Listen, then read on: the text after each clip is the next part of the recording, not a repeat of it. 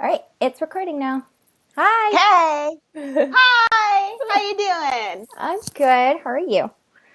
Well, I'm nervous. I always get nervous for a new video. It's better than it used to be, though. I used to like really just have real anxiety, but not just a teeny bit. Okay. So let's recap as to what we're going to do. Well, let's talk about Vegas just for half a sec, because I have something to tell you. Uh-oh. Well, we went to Vegas last weekend, right? Mm-hmm. Damn. It was last weekend. And Sam said he came for the first night that we were there, and it was very brief. Yeah, he had to leave or something happened, I don't know. But and then after that we went out to the desert the next day. And that was fun. It was super windy out there in the desert, and we went over to this area across from where the temple is in Indian Springs. There's this temple out there, right off the highway, right across the highway where the Sarsahr live, up in the mountain. So we're like right there, right where they live, which is always so fun to be so close to them. But none of them were out there while we're out there. And there's this abandoned, like, lot of buildings. And It's like a little ghost town. Yeah. It's like a little strip center ghost town. Yeah, it used to be a place where people would stop to, like, go to the bathroom or, like, buy some snacks when they're on the road. Mm-hmm. And it shut down. It's for sale, and I'm so tempted to, like, call and see how much that land is. Because, it's not going to be a lot of money because it's a small piece of land and it's out in the middle of buttfuck nowhere. Right in front of a military base. Who wants that? Right. I joked that that's where Alice is going to open up the school with. Yeah.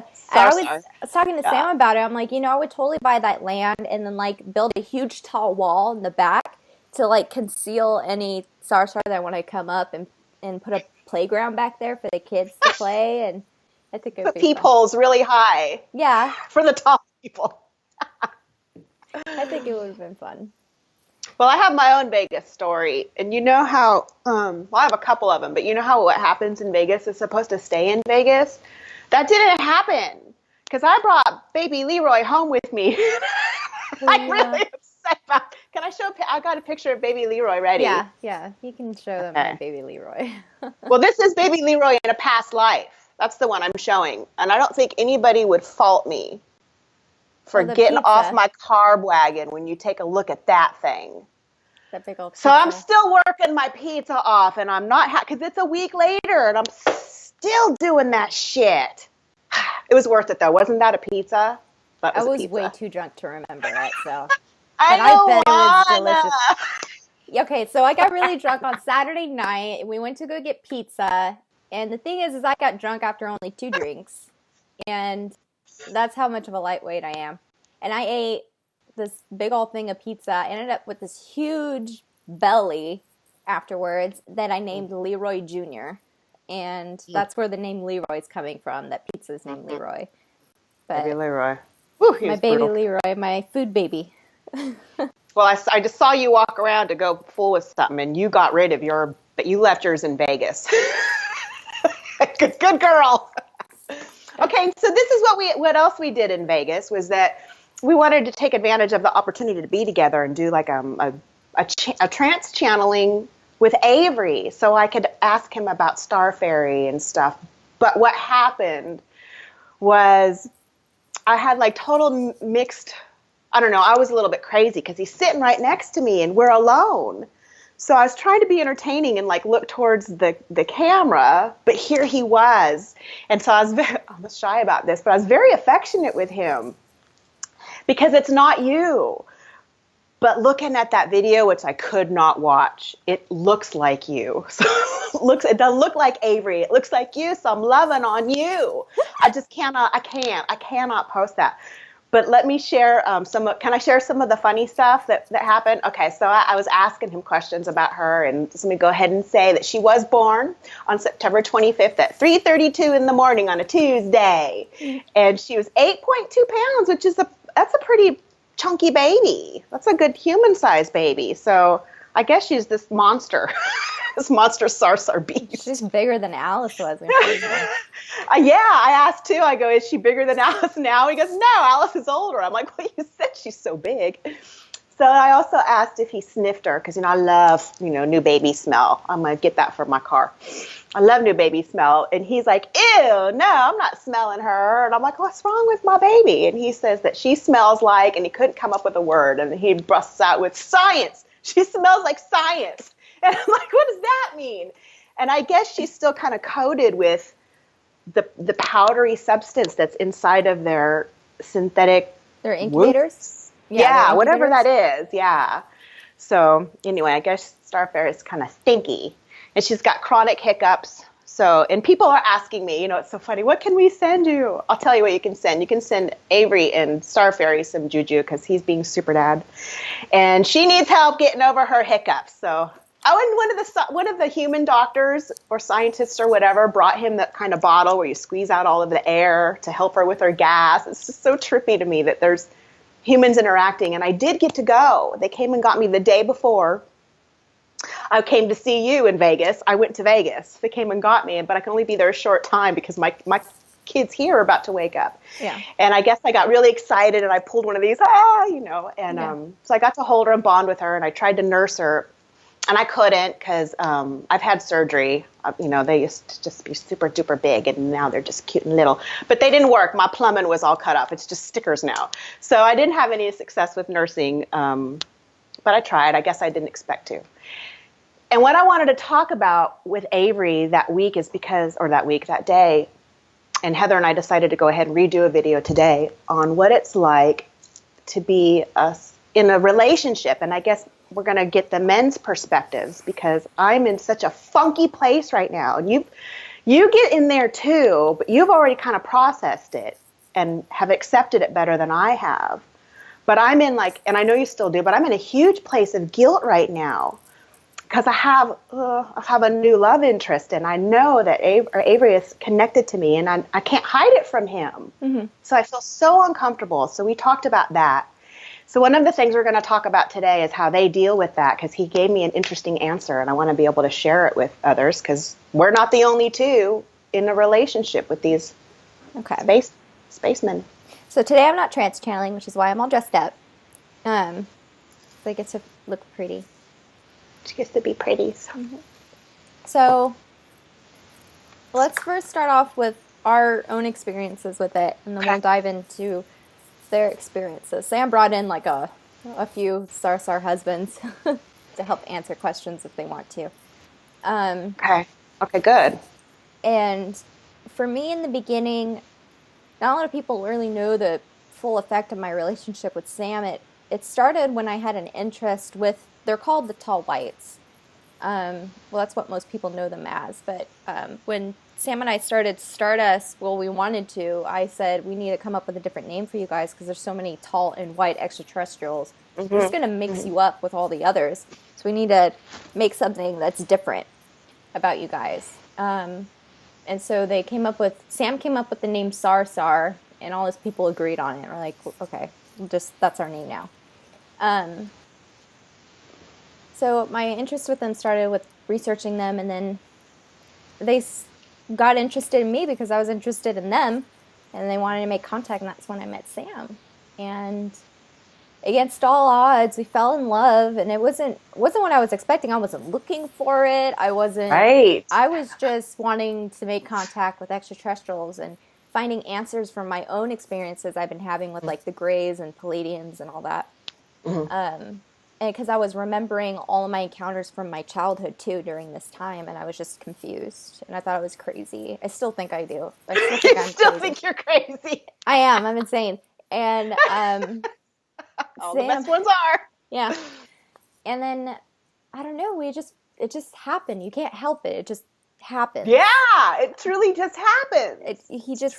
We just fell in love, and I had a boyfriend at the time. I'm still with this boyfriend, and we're living together. We had just moved in together, and it was weird. It was different. I still remember waking up, and I went out to my living room, and him and 4 other Sarsahr were out there. Avery was one of them that was out there with them.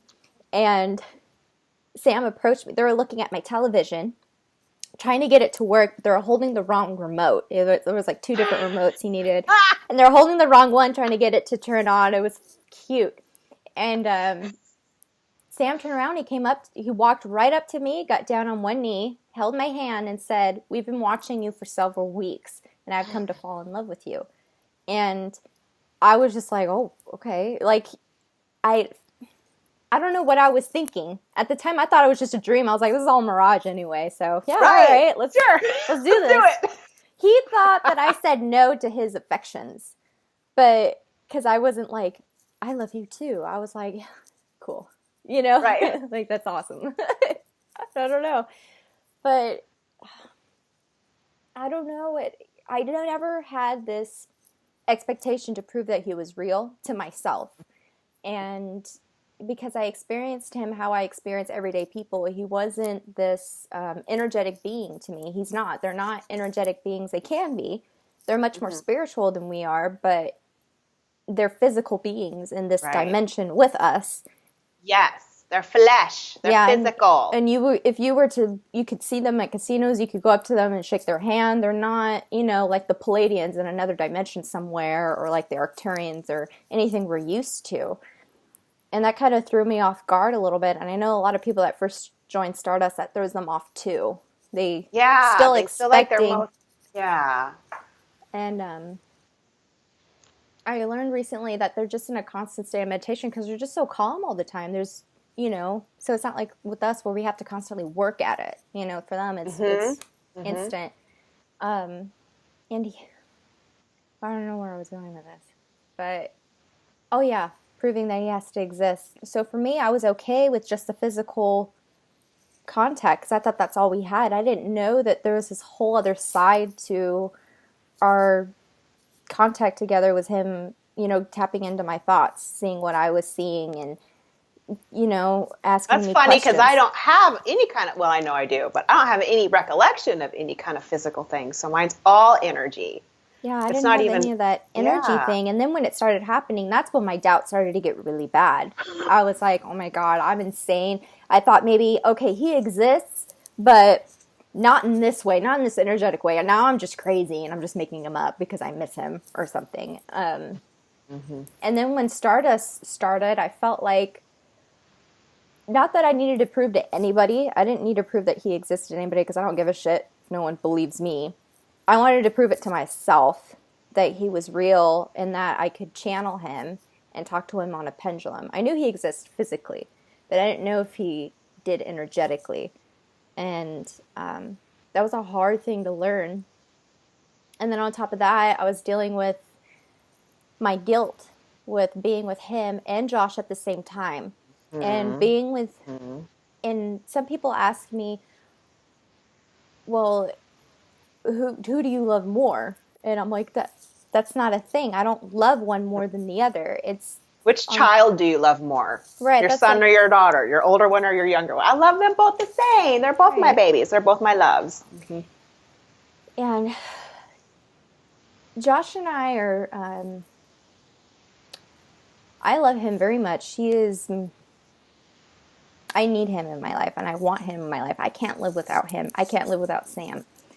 And with Josh, he knows everything. I told him everything about Sam. He thinks that I'm filling a void in my whatever. Like I have, he's like, it's a coping mechanism, and that's fine. He doesn't care. I'm like, as long as you think that, that's great. So he and I are on this page that he thinks that I'm filling a void, and I really could be, and I'm open to that. I'm open to me just... Maybe there's some deep psychological issue with me, and I'm using this made-up entity called Sam to fill that void, to help me feel a little bit better. And if that's the case, then so be it. I'm happy. But sometimes it can get hard juggling both relationships because with any relationship, none of it's perfect. You get into fights. There's misunderstandings. And with these beings, it's not perfect. A lot of people are expecting this perfect, all-loving, all-encompassing kind of thing. And yeah, it's all loving. It's unconditional, but there's going to be fights. It's just like any other relationship you had with a human. And having to deal with that with him, and then the same thing with Josh, is a lot of work. It's not something, some people say, you're so blessed. I'm like, you have no idea. You have no idea how hard this is. Yeah, people tell me all the time, you and all your men. But you know the reality. Yeah. It's there's like nothing there. it's And different, and it's hard. And I'm with you too. I'm gonna my husband knows everything as well. I've been completely honest with him. And one day he surprised me. He kind of was told about Star Fairy in a roundabout way. My in-laws approached him because they saw a video on Facebook. I guess they watch, and so he goes, "What's this I hear about you and an alien baby?" And I was like a deer caught in the headlights. I was like, "Fuck." So I just laid it all out there. And I told him, yes, it's true, blah, blah, blah, blah. And instead of getting weird on me, he walked around and he put his arm around me and said, "Wow, baby, I want to hear all about your life. It's so interesting." But that was short-lived. And we just ignore it. It's just a non-topic. I believe that he just doesn't believe it at all. And whether he thinks it's like to fill a void or just plain crazy, whatever. But I'm comfortable with that too, because what was important to me is the honesty part. I don't want to lie. So if he believes, whatever he thinks the reason is, at least he knows that I'm honest about it. And, again, having the multiple relationships, that part's not so tricky with me because Avery knows where I stand with my husband, and, he appreciates that I need somebody to, take care of me and raise my kids with me. So he's real sweet about that. But my problem is with the new one and the romantic feelings I have. I can keep all that from my husband. We have an agreement. I'm not doing anything I shouldn't. And even Avery, he understands it too, but I can't stand for him to know these thoughts. It hurts me for him. He told me not to worry about it, but still. So it is, it's a tricky balance maintaining all these relationships. And you do love them all equally. I love my husband too. It's not a romantic relationship, but I do have all these relationships. He's interjecting. He's saying you really shouldn't have to worry about it. The reason why you feel guilt is because, unlike with your husband, Avery loves you very much and unconditionally and in a romantic sense. So you feel guilt because there's a man that's already giving it to you and willing, and you're looking for it somewhere else as well at the same time. So that's where that guilt comes in. And I understand that because I'm not in that situation where, my partner, my life partner, my human life partner doesn't love me back in that way that I want to be loved. He does, and it's romantic. So I had to deal with that guilt a lot. And Sam's okay with it. He had his own jealousy problems. Josh didn't give a fuck. So I didn't have to worry about Josh being jealous. I had to deal with Sam's jealousy. And he's over it now for the most part. I can talk to him about Josh. And sometimes when Josh and I have our issues, I talk to Sam about it, and he'll listen to me. I don't talk to Josh about problems I have with Sam, though, because I have hardly any problems with Sam. But when I do, I usually just come talking to you or whomever. Right. The guilt, it's really about you letting go of this, what's that called? Like not brainwashing, but society. The conditioning. The conditioning. There you go. That's the word. The conditioning society's put on you that you have to be in a monogamous relationship for it to be a true, authentic love. You can't truly love more than one person. You have to, if you are in love with more than one person, you don't actually love those two people as purely and as much as you would. I don't feel that way at all. In fact, I believe that our purpose is to teach the exact opposite of that. But because they are like that and they're completely dedicated to us, that's where it comes in too. But Avery, he's a different breed, literally, than Sam is, in that he appreciates it. He's had his own experiences, so he knows what it's like too. So I appreciate that side of him too. They just get it. They know that we're not the same. Avery, what really brought you two guys together was the fact that you had this common ground that it's okay to be with more than one partner. So that's why he's not upset about it, because he gets it. He's so cool about that. I appreciate that so much. I thanked him profusely for letting me have my human experience, and it just, I slobbered all over him because that was really cool. Anyone that's in these kind of relationships, or people who fantasize about it and want to be in it, it's really not all what it's cracked up to be. It's not all butterflies and rainbows and unicorns and shit. It's challenging. It's not easy, and it's not for the faint of heart. It's not for everybody. Some people can't handle it because when you're with an extraterrestrial, they can't be with you the same way someone who's human can be with you. They can't do the same things for you. And this is something that they're all nodding their heads. This is something they've all had to come grips with. That they have to be okay with you having a human partner because it's what you need for your human experience. It's not about you not loving them enough that you can just be with them. Perfect.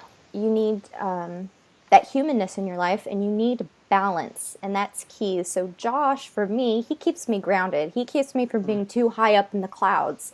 And I need that because I get so way off balance sometimes and way out of whack. And I need that in my life. Sam can't do that for me because he is part of the woo-woo. He is, right. So he can't do that for me. And I need that balance in my life. So people that are in these relationships, my advice to you is to have days where you plan out, or just moments in the days where you plan out where you're just going to be purely muggle. I call it being muggle, my Harry Potter reference. And then you have moments where you're going to be in the magic world. And when I have my time with Josh on his days off, those days are purely for Josh. I don't spend so much time online either. I don't talk to Sam. I may say hi to him, tell him I love him, but those days are reserved for Josh, but not just him, but for my human self, because I'm here to be human. As much as you want to be in contact with extraterrestrials, as much as you feel like your work is to be with the spiritual stuff, you're still human, and there's a reason why you're still here being a human being. And you need to honor that experience. Honor being human. I spent so many years trying to be somewhere else because I just wanted to escape this human part of me. But I finally healed enough that I am really enjoying my humanness. Finally. So I'm enjoying my humanness too. Yeah. And when you get to the point where you feel off balance, you'll know the symptoms. You're going to feel a lot of anxiety. You're going to feel a lot of guilt. You're not going to know what's true, what isn't. Your channeling is going to be way off. And you're going to be, because you're too much in your head, because you're too high up that you're just trying to, your soul self is freaking out in a way because it needs to stay grounded more. And that's why it's important to ground before each channeling you do and afterward. I don't know what else to add to these relationships. Maybe we could ask a question to these guys. Yeah. What do you want to say? What do you want to ask? Well, them? we can start with one of them can start talking about what Avery mentioned about how they started a support group for the men. Yeah, that was pretty cool. Yeah, it all started at first. It was just Sam by himself, and because he was the only one that was in a relationship, and he got really close with Gwyneth during that time because Gwyneth had fallen in love with a human, even though things didn't work out. She knew what it felt like to see her crush go out on dates with human women. And she would be off on the sidelines. So he had that little bit of a friendship, and they're really close now. But Sam and Avery are super close, and Sam was the person who hooked up Kari and Avery together, for people that don't know that. He played matchmaker in that regard. Thanks, Sammy. And he's making a joke now. He's like, and then people expected me to hook them up with any Sarsahr after that. Right. That's your new job, your new position. Yeah. That made them all laugh. But Avery's saying that now there's this support group for the men that are in relationships with human women. It's a very small group. There's not many of us. And not all of us are in the same situation. Some people are in relationships with people that they don't treat their wives right, and they don't understand why their wives are with those individuals. Some of them don't have any issues at all because, their significant other isn't with anyone. But there's still those own unique challenges in that. And then there's, people who have romantic relationships that are, I guess not perfect, but, they're not violent. They're not constantly fighting. So like me and Josh, our situation. But they each help each other. Avery's saying, hold on. We help each other through the challenges. We just need someone to talk to about it. And unlike with human men, we're able to talk about our feelings, and it's okay for us to be sad. It's okay for us to show our anger and our sadness, and when things aren't going well in our life, going right, sorry, he said going right. Unlike with human men where you have to keep it bottled up inside. For us, that's not seen as weakness. It's actually seen as strength to show your emotions, because it's a weakness not to show it. It's a weakness you're afraid. Right. And he's saying we're not afraid to be open about ourselves. And he said that's where human men and the Sarsahr men differ. And he's saying, oh God, he said that's why I think Sarsahr men are much better lovers than human men. Because we're able to open ourselves up fully to our wives and to individuals and to each other and to ourselves. You can't really be fully open and be the partner you need to be until you can be open with your own self. Yeah. Listen to how wise you are. Aw. He's very wise. The truth. And so the support group, whenever anything goes on, sometimes they'll just meet up. So the images I'm getting is their common area that they have. They have this table that they meet at. And whenever anyone's having an issue, they'll go sit at that table. And, you know, if one of them's out and about and they see them. No, not really. It's not really like that. There's just sometimes they'll just sounds like the buddy bench. Yeah, the buddy bench. Sometimes they'll just go there to just hang out because they're become good friends because they have common ground. Oh, that's so cool. I love that. Sam's not very sociable. He's joking. He's saying, I don't have many issues. But he doesn't mean that seriously. That's perfect. Yeah. But some of us that have kids, that's a whole other obstacle in and of itself. Oh, gosh. Talk about that. He's saying, since Sam's the only one that has a child that's born thus far, he's saying others are, other than yours, but at first it was just him. He didn't really have anyone to talk to about the challenges, but what he did was he prepared the other men for what to expect from his own experiences. He said, this is what's been going on so far, especially about what I've been going through with my immense doubt and then my guilt with that, because I'm like, okay, I'm supposed to be a mom. Aren't I supposed to always constantly want to connect with her and always want to be around her? But the thing is it hasn't fully hit me yet that she's born or that she's even real. So how can I have that close bond and connection with something that I can't even fully accept? Yeah. And it's got to be frustrating to them, and might even be. Is it hurtful to you guys at all, or do you just? No, they're understanding. I warned Sam that might happen, so that's why he's not so upset about it, and because he was prepared mentally for that. Me, I feel guilt. I feel like I'm a terrible person. I'm a bad mom, and I go through that too.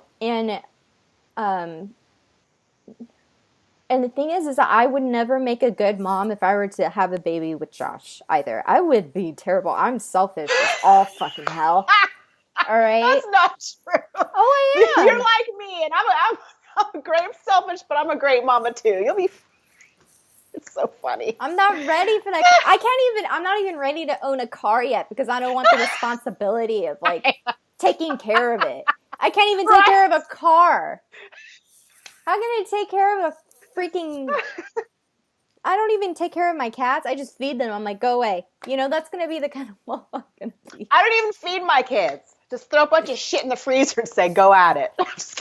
Oh my God. No, I'm not ready to be a mom. Like, no, you got time. You got lots of time. But yeah, there's no responsibility with these space babies. You get to love them and you get to have the idea of them, but you don't have to clean them. Exactly. And that's why I'm like, well, maybe deep down inside, I want a baby. Even though I don't. Maybe deep down subconsciously I do, and I made this up so that I can fill my void. See how I fuck with my head? This girl here, you know, she really does experience a lot of doubt. I have no doubt. It's weird to me, and it's like I doubt it, but I don't doubt it. It's so incredibly real to me, yet I don't experience it hardly at all. But you're so plagued with doubt. That's gotta fuck with you so much. I think it's because I study psychology and philosophy. So when you shove those two things together, it's like, well, there's so many endless possibilities to explain why we're crazy instead of just expecting it's true. We don't truth. even have to be crazy. Stop. So Stop that doubting. Stop that. anyway, I don't know what else to ask them other than just I don't think I'm explaining it right, or relationships, how complex they can be. Well, okay, I'll have a question then, because one of the things that I take comfort in is knowing that they have such a longer lifespan than we do. And, I kind of do it like we're like a 10-to-1 kind of thing. So if I'm on my way to 50, I've got like 3 years left or something for Avery to wait for me. So I kind of feel like, he's like, go ahead and have your fun. I'll see you in 3 years and you're going to be all mine. Yeah. I don't know. I mean, that brings me comfort. Do you guys feel that same way? It's like, I just got to let this girl have her moment for a little bit longer, then it's going to be a different story. Yeah, some of them are nodding their heads. They're like, yeah, some of us feel that way. That's not what we lean on, because we know that that's just a crutch to use to help us feel better. We know that it's the deeper underlying issues that we're just not okay in general with it. It's something we have to work through. But sometimes when the anguish, there we go, becomes too much, they use these crutches. And he says humans do them too. You find things to try and make it okay in your head just so you could relax for a little bit and recuperate before you're ready to jump into the healing again. They're saying they do that for each other too. They'll say, well, what about this? So say somebody's upset about, their wife being with another man. And Sam or one of them will say, well, when you think about it, they'll be all yours once they cross over and they choose to walk in another body. So it's really not that long. So then, one of them will bring that up to help remind them that it's going to be okay in the long run. It helps them to see the bigger picture. And do you guys fear that they we might change our mind, or that it doesn't? Sorry. No, they say no, they don't worry about that. But they're also saying not everyone feels this way. Not everyone feels this upset. They're saying they're just talking about when they do. It's very far in between when they do get upset. They can, sometimes the jealousy will spring up, but it's not very often. But they have a support group for when it does happen. And it's usually when someone first begins a relationship with a human, and it doesn't have to be with a human. This support group can apply to anyone who's with another species in general. And they're saying that they'll. I lost my train of thought. Fuck. That's okay. Happens to me all the time. Yeah, I have to cross my fingers. Okay, so they don't fear that it's. Do any of them get paranoid like you and think it's all just a dream and they're not going to walk in? No, you're the only one that's crazy enough to think you're crazy. They found that funny. They're saying a lot of them went to their shamans to ask for questions, and it wasn't necessarily for them because they believed it in their hearts, but it was mostly for their wives. To help them. They're saying, well, this is what the Sarsahr shaman said. So they confirmed it. And so it's more to make the wives feel more at ease that this is true, which that's really sweet. Because the shamans aren't going to come to us to help us because, they help their own. I don't have anything else to say. Do you have any other questions? Well, I am going to take advantage of this opportunity real quick, and I'm going to ask you that. I'm going to ask Avery, if I woke up that night, did it happen yet or not yet? In Vegas. Sorry. I was like, you're talking about Vegas, right? Yeah. He's saying, what are you talking about? You always wake up. I always wake you up. No, I don't mean that. I mean, like, I'm supposed to, like, come all the way conscious. He says, I know. He says, I know what you mean. That's still my answer, though, is that you're always fully conscious. You're always fully conscious. Okay, so I'm just going to flash back to it one time then. Yes. Okay. He's saying he's hoping. Hold on, he's saying something. Okay, he's saying that there's the. Well, this is. Okay, he's saying that there's a difference between you not remembering and you just not being ready. Like it's. Okay. It's too much for your brain to handle. So you yourself are ready, like let's say it's your soul. Your true self is ready, but there's a difference between you being ready and then the human brain being ready to comprehend all that. It's the human brain that's blocking it, not Okay. not him or anyone else. So he won't. Won't be able to tell if it's happened or not, because as far as you're concerned, it always happens. I'm Right. just not remembering it. Okay. Exactly. He's saying, I would hope I would know because you would be so excited and you would say, oh, I remember. That's what he's saying. I will. Believe me, I will. We'll tell the world. I still want to go back to explain how those relationships are. Yeah, They're you know hard. what? I keep trying to put them in a human context too, and that's something Exactly. else that Avery spoke about that night, was that you've got to quit using your human relationship as a frame of reference. This is not a human-to-human relationship. Quit. He said, I feel like he was trying to say one of the reasons you were feeling guilty is because you're putting these kinds of conditions on it, but that's impossible. They're not like this. So you have to put them in this new context, and then it's okay. Right. I mean, that's the way I'm interpreting it after not having listened to it and sort of remembering. But And I don't want people to think that this is something that many people seek for. We don't seek for these kind of relationships. We're not begging for them. I mean, some people are, but in my case, and I don't know, maybe not with yours. I don't know. you know what? I'm going to cut in. Ours was all. I'm sure everybody's was, but I know in particular that we are all connected to Minerva. This is such a plan. Minerva set all of these little, love connections up so that we can teach and have these experiences.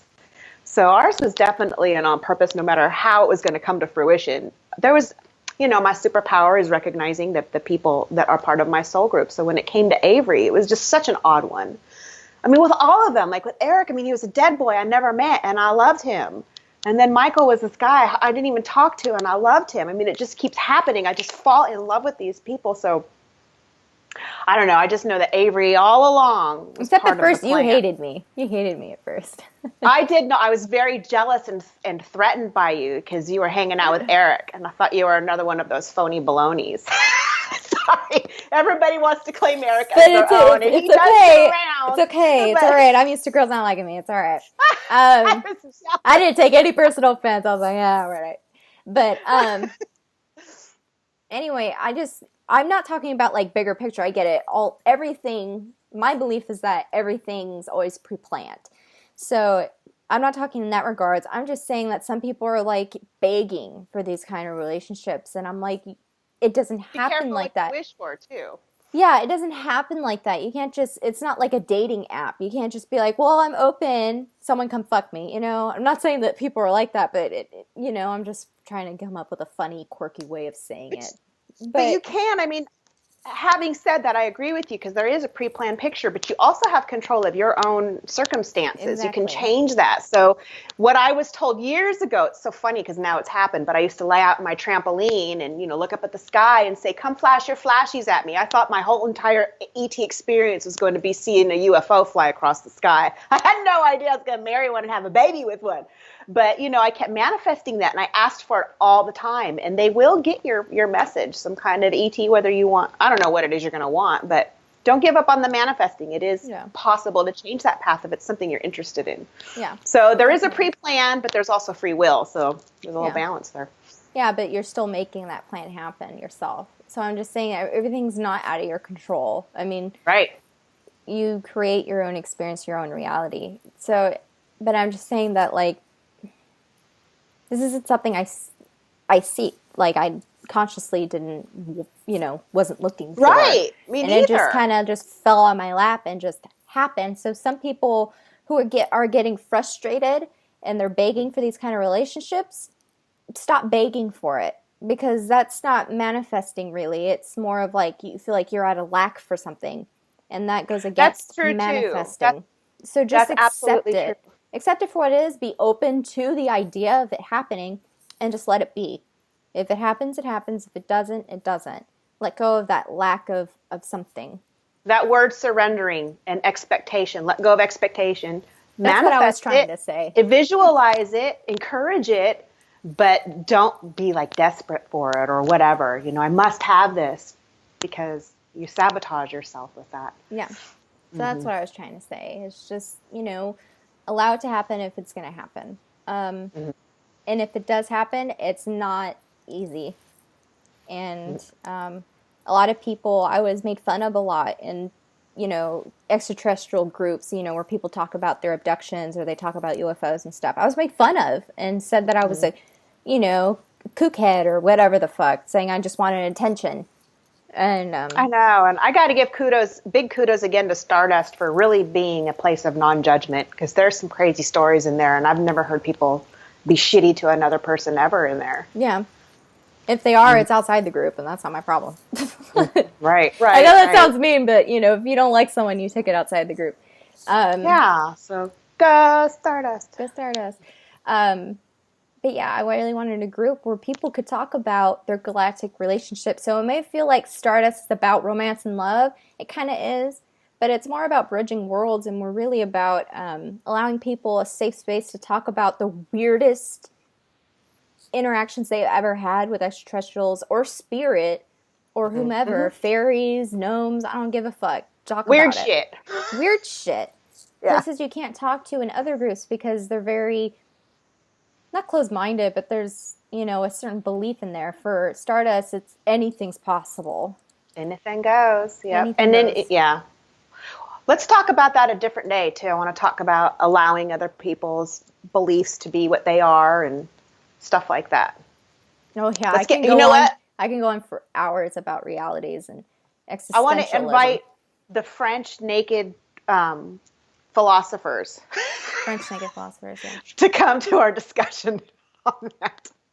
Yeah, I study philosophy. I have a whole fucking essay and, book I could probably tell you. Let's see. What else can I add about these relationships to help with people? It comes in steps. The first step is, your denial. And then the second step is the guilt. It seems like the more I accepted that Sam existed, the more the guilt came, because I was finally realizing, holy crap, I'm married to this guy and then I'm with someone else. So then I would switch off feeling guilty about being with Sam because of Josh, and then being guilty about being with Josh when I'm with Sam. So it was different guilts going on at the same time for the different people. And it got to the point that I couldn't even have sex because I felt so absolutely terrible. And so the guilt, I don't really know what advice I can give to the person other than it's a process to let go of the conditioning. I'm still working on mine. Yeah, I'm still working on mine, but I'm taking everything he said to heart. We're not the same. We're not human. We're not going to, everything's different. So, and I believe I'll get there. One of the reasons that I'm having this experience is to learn from it and conquer it. And I will. I always do. Okay. What? Am I in trouble? What do you say? What happened? Sorry, nothing. No. I think I just started my period. Oh, that's recorded. We're recording. The face of when a girl starts, now every guy would know. Every guy knows now. Like, ugh. I'm going to check mine too. See if we're on. We're recording too. Oopsies. I love inappropriate. Heather, you're the best. I love you. I think we should go ahead and close on that. Oh, but I'm not finished yet. Okay, tell us more about your body. Yeah, let me finish. It hurts. So, so you once you go through the guilt, which I feel like I successfully have gone through it. I'll go through like my times where I feel, a little bit guilt, but it's not so bad anymore, and it's because I'm letting go of that conditioning, and it's a process. There's no one process is the right or true way to go through it. You just got to do it on your own.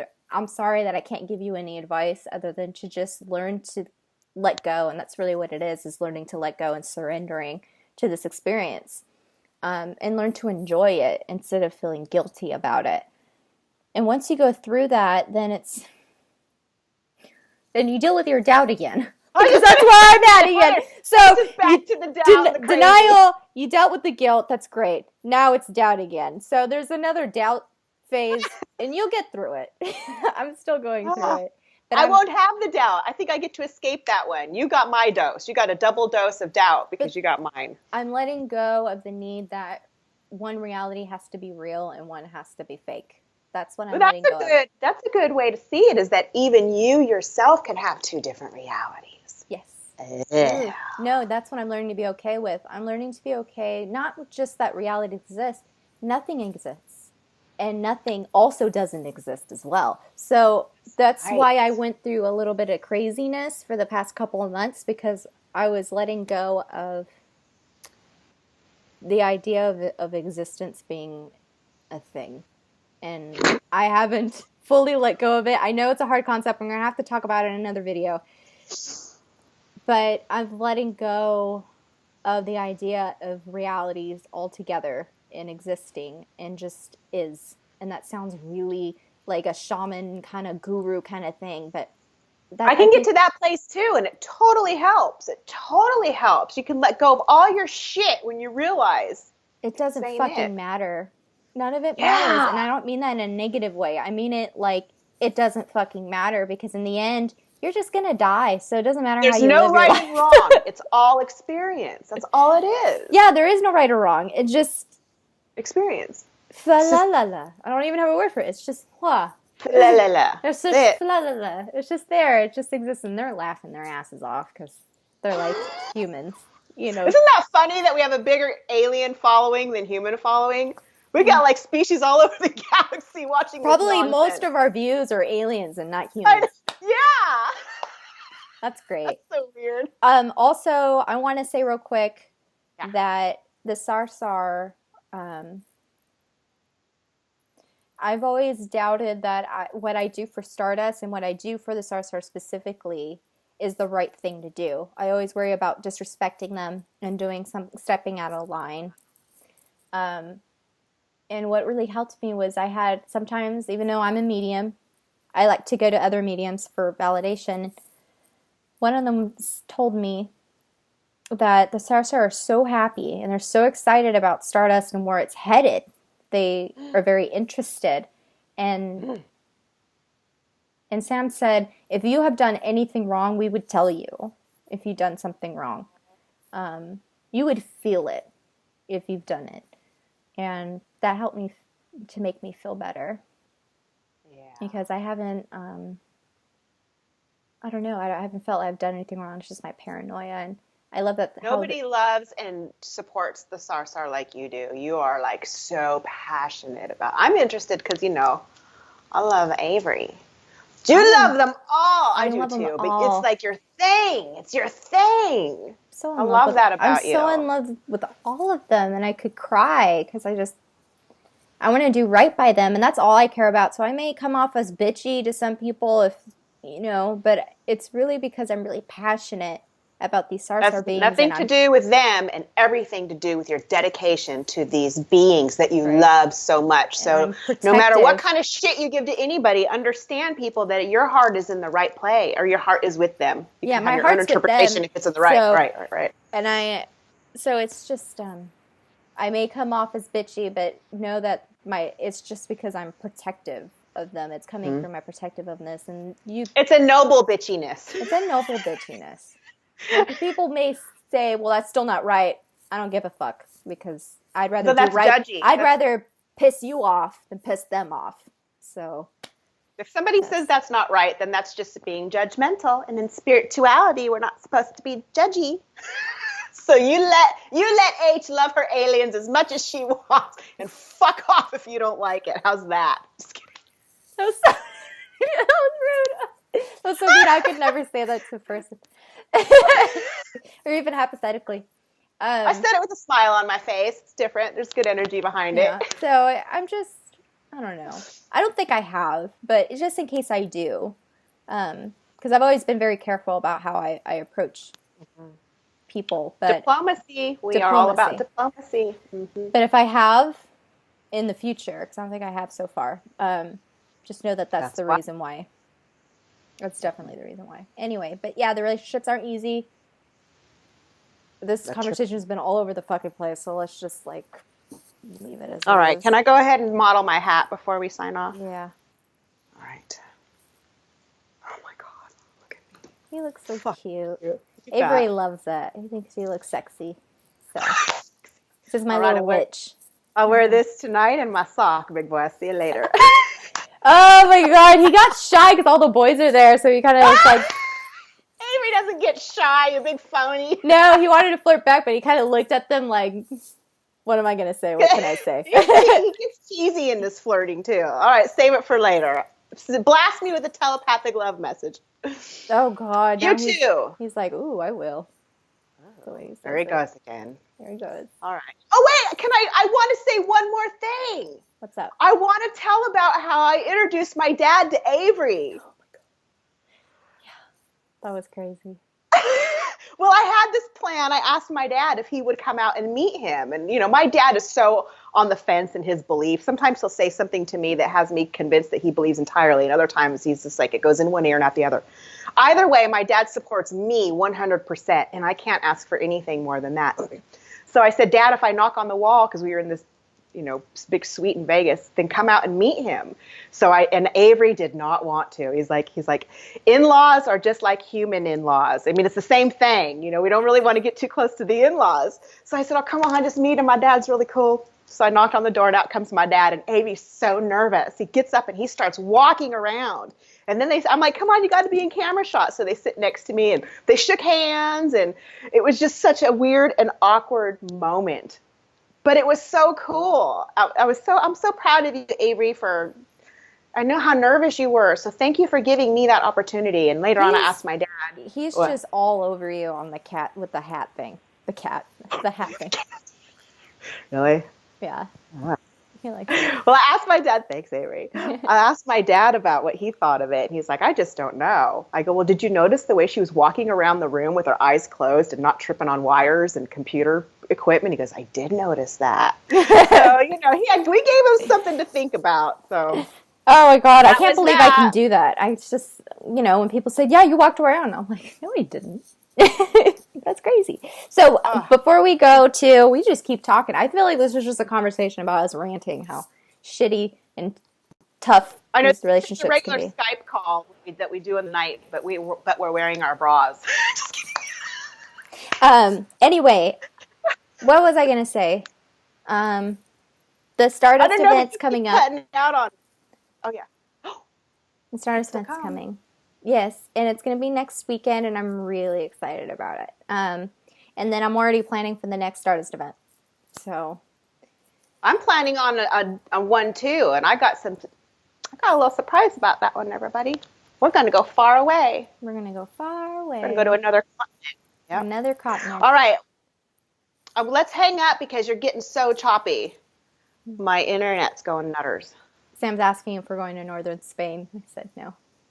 Because that's where they lie. Like that's what they lie to tell people when people ask them, where are you from? You know, when they go to the casinos and stuff, they're like, from northern Spain. So he's asking, are you going to northern Spain? Yes, that's exactly where we're going. You're coming with us. They don't live in northern Gonna Spain. Take you home. Yeah, I asked him, I'm like, do you have a base in northern Spain or something? He's like, we don't have a base in Spain. That's just what they say. Just the resort. Yeah. Oh, that's so funny. All right, let me go because you're just a big. Okay. You're Minecraft girl. You're all pixelated. Oh, okay. That's not that bad. I love you though. I love you too. We're gonna go now. I love you, spaceman. I'll see you next week. Okay. Oh no, you're singing sooner than that. Really? Okay. Oh, it's the hat. I got him. He's going to put the hat on you. If you don't have it on, he's going to put it on you. He's going to make sure. All right. Oh, I like this. Oh, God, I don't want to see these images. I'll tell you when. I'll stop recording and I'll tell you what he showed me. Okay, bye, you guys. Bye, people watching.